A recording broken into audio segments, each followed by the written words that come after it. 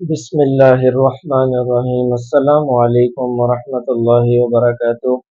और एक दफ़ा फिर आपकी खिदमत में हाजिर हैं एक नई वीडियो के साथ।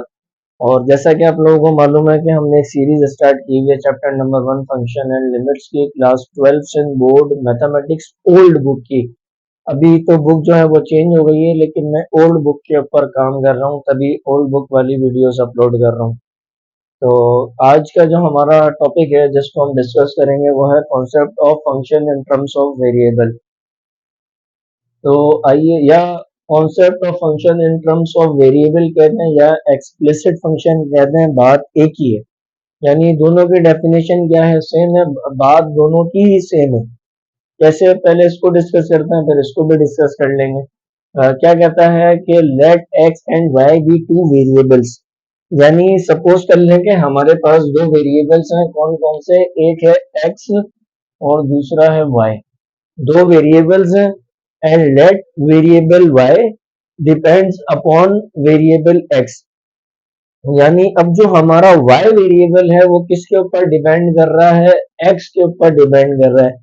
यानी y की जो भी वैल्यू आएगी वो x की निस्बत से आएगी। यानी x के अंदर आप कुछ भी पुट करेंगे तो वो y की वैल्यू आएगी। यानी y टोटली डिपेंड किस पे कर रहा है, x पे कर रहा है। ये बात आगे चल के मैं आपको बताऊंगा कि किस तरीके से। अच्छा, y depends upon variable x, then we write या then we say y is equal to f of x। इसको पढ़ने का ये तरीका है कि y is equal to f of x, जिसमें हमारा ये जो x है ये क्या है, इंडिपेंडेंट वेरिएबल है, इंडिपेंडेंट वेरिएबल कहलाता है। और अभी हमने पढ़ा कि y depends upon variable x, तो हम y को कहते हैं कि भाई y हमारा डिपेंडेंट है, डिपेंडेंट। ठीक है, y क्या है, डिपेंडेंट वेरिएबल है। x is called independent and y is called dependent variable. यहां तक बात समझ आ गई? ठीक है, अब आगे क्या है, the dependent variable y is called a function and independent variable and independent x is called variable. अब यानी ये जो हमारा y है इधर, ये क्या कहलाएगा, फंक्शन कहलाएगा, और इंडिपेंडेंट x जो है वो क्या कहलाएगा, वेरिएबल। कैसे, अब इसको हम पढ़ेंगे कि y is the function of f of x, इसको ये पढ़ेंगे। अब किस तरीके से y is equal to f of x, यानी अब फर्स्ट करें, अगर मैं कहता हूं कि भाई मेरा y बराबर किसके है, f ऑफ x के, है ना।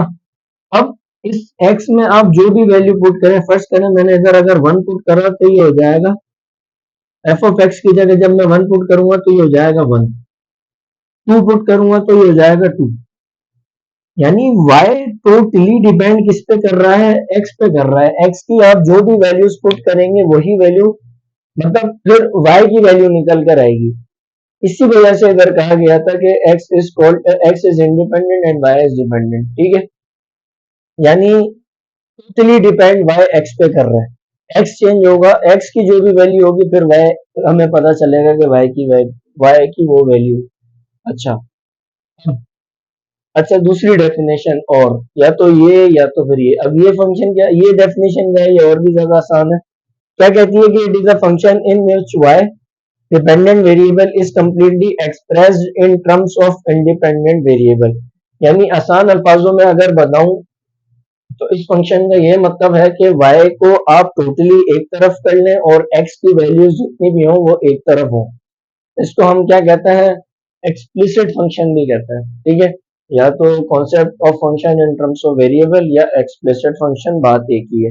किस तरीके से, भाई फर्स्ट करें मैंने वैल्यू ली इसकी, कि मैं कहता हूं कि भाई y is equal to 3x square plus 2x plus 1। ये क्या है, इसकी एग्जाम्पल है। क्यों, क्योंकि भाई y बिल्कुल एक साइड पर है और x वाली तमाम वैल्यूज जो है वो राइट साइड पर है। सही है, इस पूरी डेफिनेशन का यही मतलब था और इसका भी यही मतलब है। और कोई एग्जांपल ले लें, भाई y is equal to sine of x plus cos x। Trigonometric function ले लिए, यहाँ पे भी वही बात है कि y हमारा जो है वो कम्प्लीटली एक्सप्रेस्ड है और x वाली वैल्यूज जो है वो तमाम दूसरी साइड पर है, ठीक है। इसी तरीके से y is equal to log of x ले लें, y is equal to log of x। तो ये भी जो है ये सारी एग्जांपल्स हो गई हैं, ठीक है। तो ये छोटा सा टॉपिक था एक्सप्लिसिट फंक्शन का या concept of function in terms of variable. घुमा फिरा के बाद यही एग्जांपल में जो मैंने आपको बता दिए, और हमें ये भी पता चल गया कि y जो है वो डिपेंडेंट वेरिएबल होता है, x इंडिपेंडेंट होता है, और y क्या कहलाता है, फंक्शन कहलाता है किसका, वेरिएबल x का।